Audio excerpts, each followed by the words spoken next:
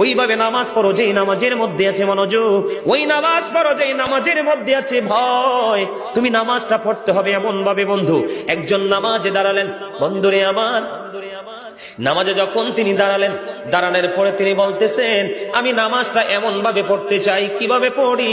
কই আমি নামাজটা এমন ভাবে পড়ি, যখন আমি নামাজে দাঁড়াই আমার কাছে মনে হয় আমি ফুলচেরাতের পোলের উপর দাঁড়িয়েছি।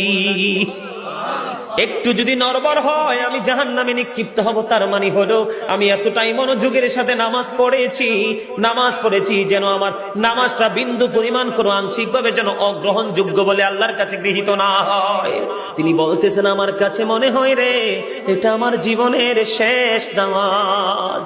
আমি এতটা ভয়, এতটা আতঙ্ক নিয়ে, এতটা তাকওয়া নিয়ে নামাজ পড়ি, আমার কাছে মনে হয় আমার পিছনে যেন আজরাইল দাঁড়িয়ে আছে, ডানে বামে সালাম ফিরাতে দেরি রে, আমার কাছে মনে হয় আমার প্রাণ পাখিটা কেড়ে নিয়ে যাবে।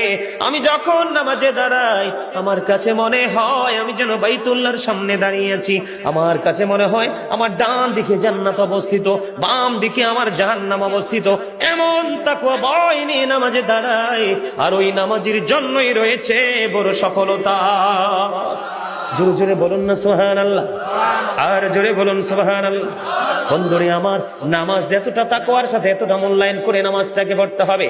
আমাদের একজন কিতাব গ্রন্থের প্রণেতার নাম শুনেছি ইমাম বুখারী।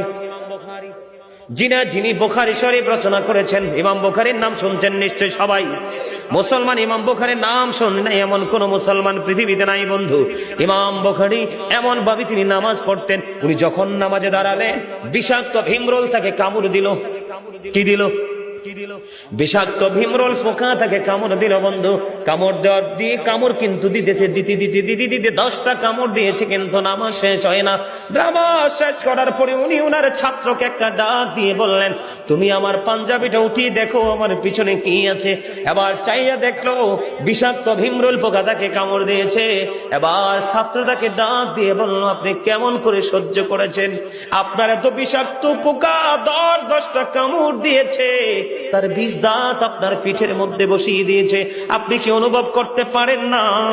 তখন বন্ধু ইমাম বুখারী একটা ডাক দিয়ে বলল রে আমার ছাত্র তুমি শোনো গো, আমি যখন না এটা